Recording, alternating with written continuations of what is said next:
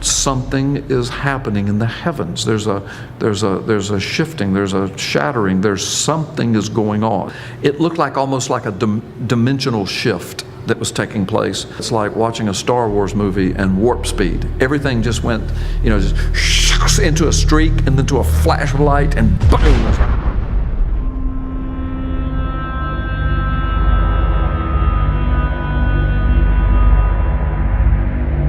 Like the Apostle Paul says, I don't know if I was in the body or out of the body. All I know is I was caught up to paradise. Well, I'm not claiming it was equal to that, but I'm saying it was more than a dream somehow. Because to this day, all these years later, it is so fresh. I can still smell the smells. I can still see the sights. Yes, I could smell smells. I mean, it was unbelievable. It was like I physically was somewhere else. But it wasn't an out-of-body experience that I knew I was out of my body. It was like, I thought it was a dream. Until I woke up, and then it was so startlingly real that it took me several years before I shared it with anybody, because it kind of freaked me out. Here's what happened. So I go to bed, go to sleep. All right. In my dream / vision, whatever, I dreamed that I was standing in a field, and it was nighttime, and I was looking at the expanse of the sky. I mean, I might have been in big sky country or something. I mean, there's no mountains, there were no buildings in front of me, just the horizon, the beauty of the heavens. It was breathtaking. Behind me, I could hear the sounds of life. I could hear horns honking, people talking, conversations. I couldn't make out specific words, but like multitudes of people talking, cheering, maybe they're watching a ball game. Heard babies crying, not in terror or anything, just baby talk and crying and people talking. It was the sounds of life. I never turned around. I don't know if I was prohibited from doing that. I had no inkling to do it. I was looking at the expanse of the sky. Beautiful, beautiful night. Hearing all of the sounds behind me of life. Not a care in the world. As I was watching the stars and constellations, and I can remember in my dream identifying a couple of the constellations that I know and literally seeing them. And then the next thing I know is that the stars begin to take on colors. And I see these colors in my dream, and I can remember thinking, not only is this beautiful, but this is very unusual. I don't know that I've ever seen this phenomenon before. And then I would see things streaking across the sky, maybe like a comet or something, but it was the most beautiful thing I'd ever seen with colors involved in it. And then some of the constellations began to kind of almost swirl, not like a fan, but I mean just kind of started moving like that. And then they started shifting positions a little bit. Then I can remember thinking, okay, something supernatural is going on. Now all this is happening in my mind as I'm watching. I'm still hearing the sounds of life. Then I hear the sounds of life behind me getting a little more panicked. It's like they're seeing it too, and they don't know what to make of it. I can remember that I didn't have a feeling of terror. I had a feeling of awe and wonder and thinking something is happening in the heavens. There's a shifting, there's a shattering, there's something is going on, supernatural. And then the stars appeared, literally, to fall from the sky. Not just fall, but to be zooming towards the earth. At the same time that it looked like, well, now I know the scriptures that talk about the heavens being rolled up like a scroll. It looked like almost like a dimensional shift that was taking place. And then the streaking coming down, and then the sounds of life behind me. Holy terror. People were shrieking, screaming. You could hear people, oh my God, and they, and then sirens were going off and warning sounds, and it was like something cataclysmic was happening. I'm still watching it. It was happening so quickly, and I remember thinking, well, I don't have any fear in me. The next thing I know, there is a presence beside me. I'm not allowed to look, or I didn't look, but I was aware that I was in the midst, the arms of a presence, or in the midst of a presence, a personal presence. And the next thing I know, I'm just being lifted up. And I'm not talking about some kind of cheesy movie of the rapture or anything. It's just, it was real. It was smooth. It was peaceful. I look over to my left, and now the whole time I hadn't looked left or right, but now I look to my left, my wife is right there. And she's such a woman of God. And she knew the Lord long before I did. And she's looking at me, she's smiling. And we just had this knowing look. We didn't even communicate, but we knew what was happening. and we get whisked up, and the next thing I know, it's like watching a Star Wars movie and warp speed. Everything just went, just into a streak and then to a flash of light, and boom, it's like we bursted through another dimension, if you will, a barrier of some sort. No fear ever. And I'm still aware of this presence, that we were under the control of a benevolent presence. And the next thing I saw was we busted through, I'm just going to call it a dimensional shift. We busted through another dimension. And before me was the most beautiful, it had to be what the earth looked like when it was first formed by the hand of God. The colors were so vibrant. The smells, the air smelled like potpourri. I can still smell it sometimes. I saw what looked like villages, beautiful, beautiful little homes, and flowers everywhere. You could hear children off in the distance just laughing, having a blast. People, the peace was overwhelming. The sun was just magnificent. And I can remember asking the presence, is this heaven? Is this paradise? And then I heard the voice, and it just said, this is where you will live forever. Welcome home. And I looked at my wife, she smiled, and I woke up. I was furious. I did not want to wake up. I thought that's got to be what dying is like for a believer. Once you're there, you don't want to go back. I mean, even if there are loved ones behind, somehow it's all going to be taken care of. You don't want to go back, not after smelling and tasting and seeing this. The Apostle Paul said that. He said, look, I'm telling you, your mind can't conceive. Your ear has never heard, your eyes have never seen. And he was caught up to paradise. He's the one that said, I don't know if I was in the body or out of the body, but I went somewhere. And I saw things and I heard things that I'm not even permitted to tell at all. So I had something similar to that happen to me. I'm not comparing myself to the Apostle Paul. My experience was not near as complete or as detailed as his or John's or Daniel's, but that happened to me. Now, it was so real and so profound. It was unlike anything. I thought to myself, before I share this with anybody, if I ever do, I'm going to give it some days and some weeks to see if it kind of goes away. You know how you can have a vivid dream and you think, well, I'll never forget that. And then 3 months later, you don't remember anything. It's gone. Okay.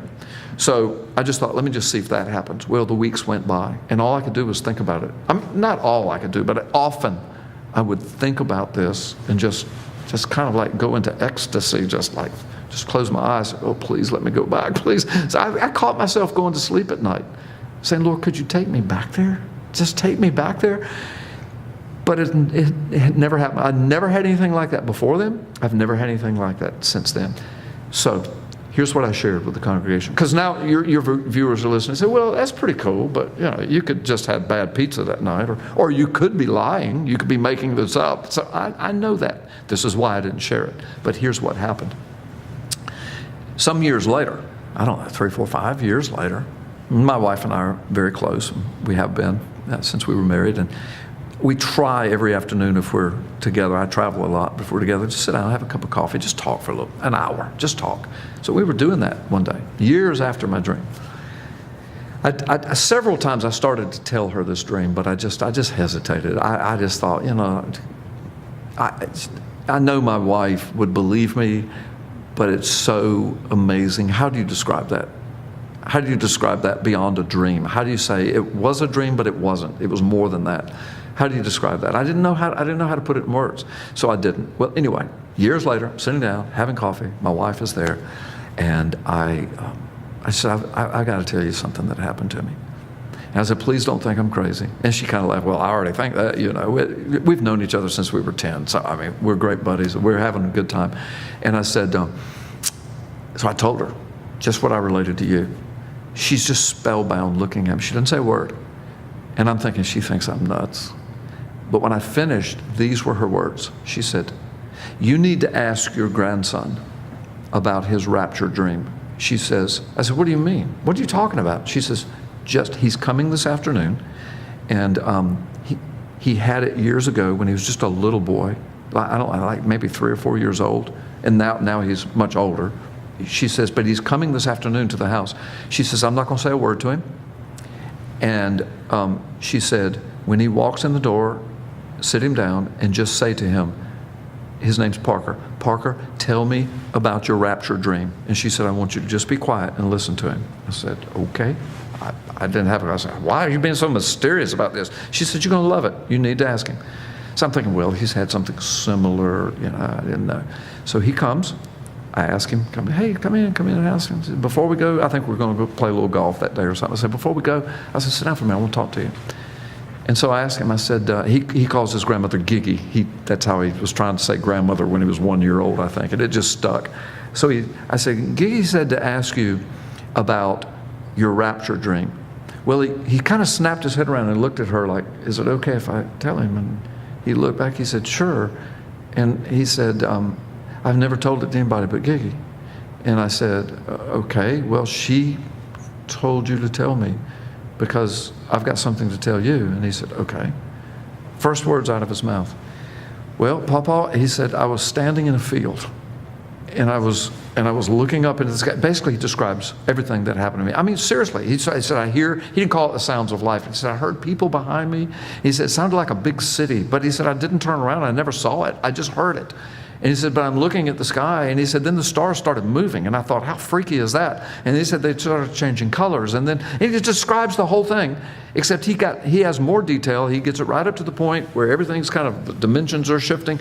The sky, there's like streaks are coming down, like the stars are falling from the heavens. And then he says, but I realized, Papa, that these weren't stars. These were angelic beings. And he says, and we were swept up. And he said, I was swept up. And he said, it was like I was in some kind of like a chariot or something. And he said, and there was an angel that had his arms around the whole thing. He said, I saw him. He said, I talked to him. And he says, and then we were whisked. And he says, and you and Giggy were there. And I think he called it a couple of others, Mom, Dad, people he knew. And he said, I saw their faces and we're just going. But he said, but it wasn't a long trip. It was instant. And the next thing you know, he says, we're in, and I forgot what he called it, paradise, I'm going to use the word, in this beautiful place, whatever a small kid would say. And he kind of describes it like me. And then he said, and then I woke up. And I said, and then my wife's over there now, she's got tears, and she said, I told you. She says, y'all had the very same dream. She said, that's impossible unless God's speaking. Well, this story gets more fantastic. So I'm listening to all this. I'm celebrating that. I said, have you told your mom and dad? They said, no. I said, do you mind if I tell them? He said, no, I don't mind at this point. So I told them. They were blown away by the whole thing. Okay, so that's cool. Now it's a family thing. And of course, we all believe each other. Now, my grandson, when he was just little, I don't know, 3 or 4, he didn't know anything about chariots and angels and rapture. But yet, that's the dream he had. And he's describing it now that he's older. He's saying that's what happened. He didn't know anything about mine, so how could he have made up the stars and the colors and the people behind them? And, it's exactly the same as mine. So, but now it's in the family, and we're kind of glorying in it, celebrating in it, enjoying the peace of it, and we're all thinking, what does this mean? And we all kind of came to the same conclusion that God's revealing stuff, because you can get on the internet, read about Jesus visions, that Jews are having Jesus visions, Muslims are having rapture dreams. Some people are seeing hell, some people are seeing heaven. They die, they come back. It's all over the place. And it's just like exploding forward. And people may say, well, maybe people in every generation have had this. Yeah, but not every generation has had a thing called the internet and YouTube and Facebook. And so now it's everywhere. People are talking about it. So I told my family, I said, I don't know. I said, I'm a preacher of the word. We're a minister's family. We all have ministries. And through the mouth of a child, see? Psalm says, out of the mouths of babes, I will, give my praise. Then through the mouth of I'm going to call myself an old man, a pastor, preacher, a grandfather. Your sons and daughters will prophesy. Your young men will dream dreams. Your old men will have visions. Doesn't the Word of God say that? Old Testament and New Testament. So here's this little boy, a child, a son, a grandson, who's prophesying, if you will. Papa, it was the rapture, okay? I'm an old man. I'm having a vision/dream of something that matches exactly what he has. So we're just in the family. That's all we've told. Then, about 5 or 6 years later, we're just getting on with life. I'm preaching. I'm doing conferences. My son comes with me. He's a grown man. You've probably seen him or met him. We are at a prophecy conference in Minneapolis, Minnesota. It's in the spring. It has snowed that spring. Snows all over the ground. The people in Minnesota are mad about it. I'm loving it. Having a great time. Conference center packed out. It's a big church, and so it's packed out. It probably held 1,000 people, and it was packed. Foyer is huge. They had our table set up for the speakers at the foyer. So I had just finished preaching, And I'm out in the foyer, and because I had just finished, people flocked around my table. Not that I'm such a great speaker, it's just I had just finished. So as I come out, I go to my table, had written a couple books, and there they are. Boom, they're just piled in. My son's standing over to my left. You know, just like at my book table, I don't sell books, but I'm there to talk to people, minister to people, pray with them, maybe sign them if they want their book signed. But my son he's handling all the money and the credit cards and everything and answering people's questions about the books. So that's going on at the table. Crowd of people right in the front are talking to me. Hey, can you sign this? And what's this book about? And, you know, so we're having those conversations. And I'm looking over the crowd. I'm tall like you are, not as tall as you are, but I'm tall, and so I can see right over the crowd.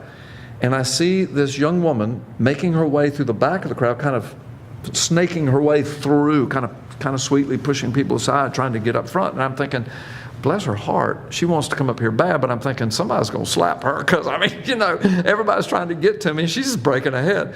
And I'm thinking, there's always one in every crowd, right? You know? And so I'm thinking that about her, bless her heart. And I see when she gets closer, she's crying. Not boo-hooing yet, but just tears, and her eyes are swelled. And I said, oh, bless her heart. She's got some heart issues here. She's wanting to talk to the preacher, you know. Well, she got almost down to the front line. She was standing a couple rows back and looking at me, just kind of looking at me like she wanted to engage me.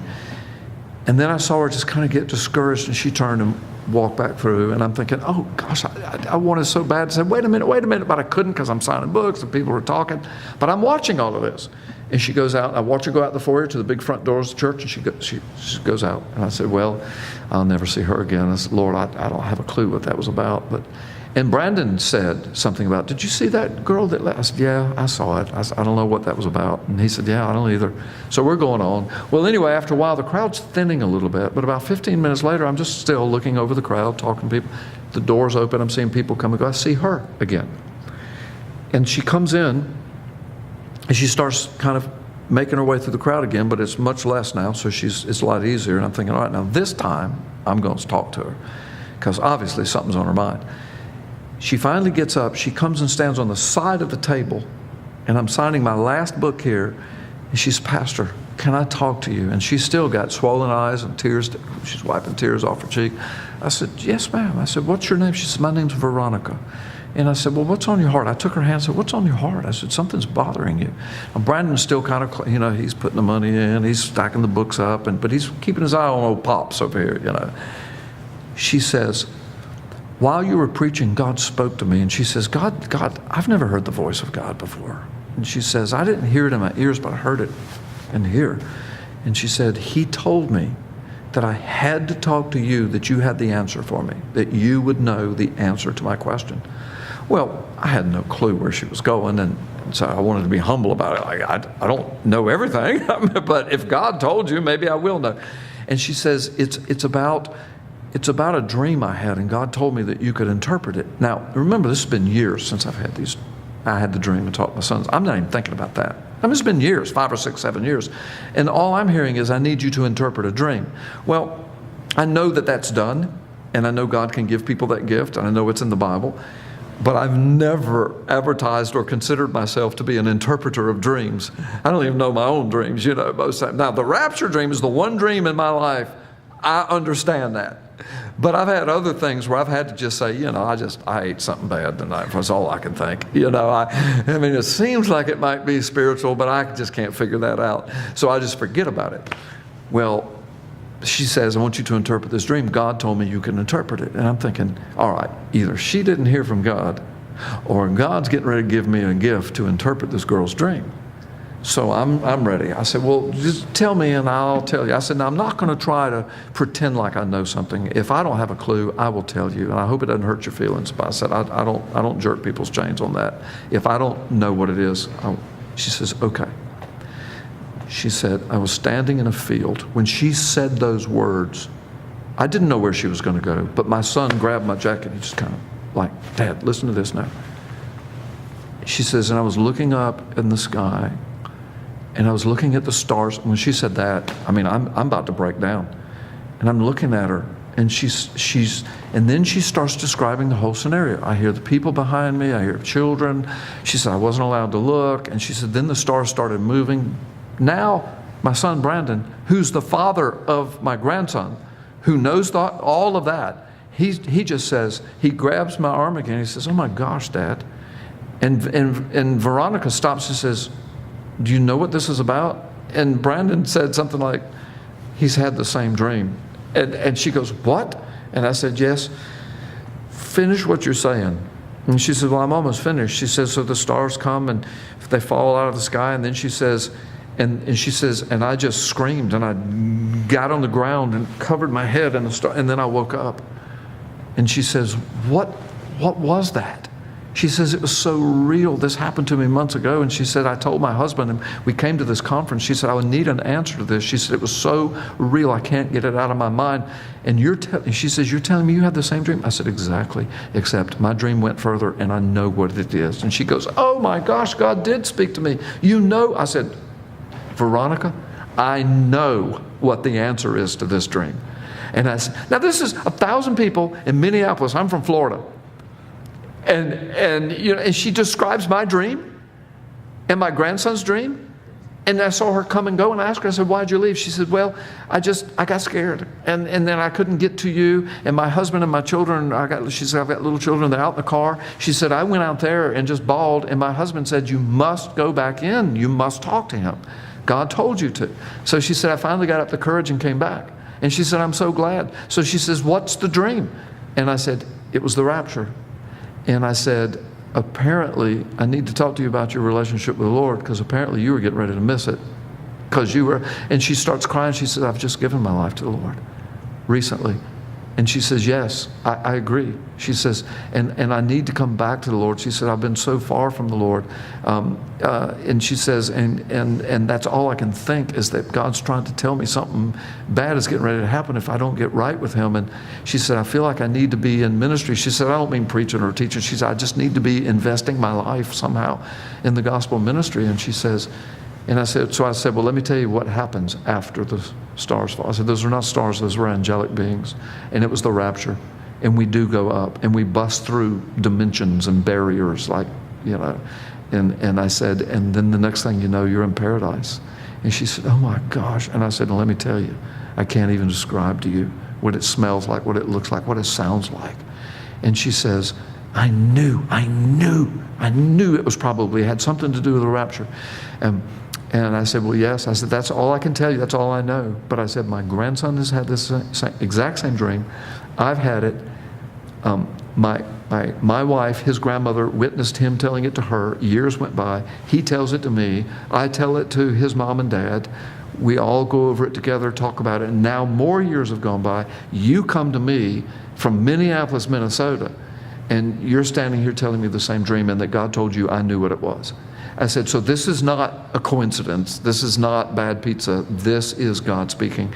And then she said, "Well, I'm not really from Minneapolis." She says, "I come from Peru." And I said, "Peru? This is what makes the story even more fantastic." I said, "Me and my church have been involved in Peru for 17 years at that point in huge mission work. And we've got a school for children that can't go to school, and we finance the whole thing. We go down there, we do crusades, we take clothing, and back then they really needed it. We're in a very poor area. Take clothing and medicine. We take medical missionaries. And so we're very attached to the people." I said, "I've watched little 3- and 4-year-olds grow up into young men and women, and they graduate from our school. Some of them get scholarships to college, and families are saved. We get them in a church there." And I said, "So I'm very attached to Peru. This is amazing, Veronica." I said, "Where are you from?" She says, "Well, it's a place you probably never heard of. It's Comas, Lima, Peru." I said, "That's where our school is. Our school is in Comas." She said, "What?" I said, "It's called the Jack Goldfarb Christian School, named after an associate pastor of mine that's passed away, who was from Peru." And she says, "I just live a few blocks down the street from there. I know people that work there." I said, "This is getting freakier by the moment." So we had a conversation. We loved on each other and prayed. And I asked her, I said, "Can I tell this story? Can I use your name?" She says, "Yes, Pastor, please feel free. Maybe that's a part of how I can be used for God's kingdom." So I've shared it with my church privately several times. I say privately, I mean, not on TV or radio or at a conference, just at my church. And every time I do, they're blown away by it. And then I have people come up to me just privately and say, I didn't have a dream like that, but I had a rapture dream too, and I can't get it out of my mind. So even at this conference, I've had probably 20 people, and there's hundreds of people here, but I had about 20 people come to my table over the past couple of days saying, I didn't have that dream, but I had something very similar where I was caught up. And thank you for sharing that, because now I know I'm not going crazy. See, there's no telling what God's speaking to people, His people, but people don't know how to share it with an unbelieving world. So that's my story, and I'm sticking to it. No, that's my story. It's witnessed. That's once Veronica told me that, then I knew. It was like the Lord was trying to get me to share it before, I think. But when Veronica came, in Minneapolis, Minnesota, totally unconnected to me, my son is standing right there witnessing it. Then she tells me she's from Comus. Then I knew. God is just saying, would you please share what I gave you? So here at the conference, first time I've shared it. I know some people watching this will still not believe it, and I can't help it. I can't care about that, whether they believe it or not. I know what happened. I know what my grandson told me. I know what Veronica told me. Every one of those were witnessed by people.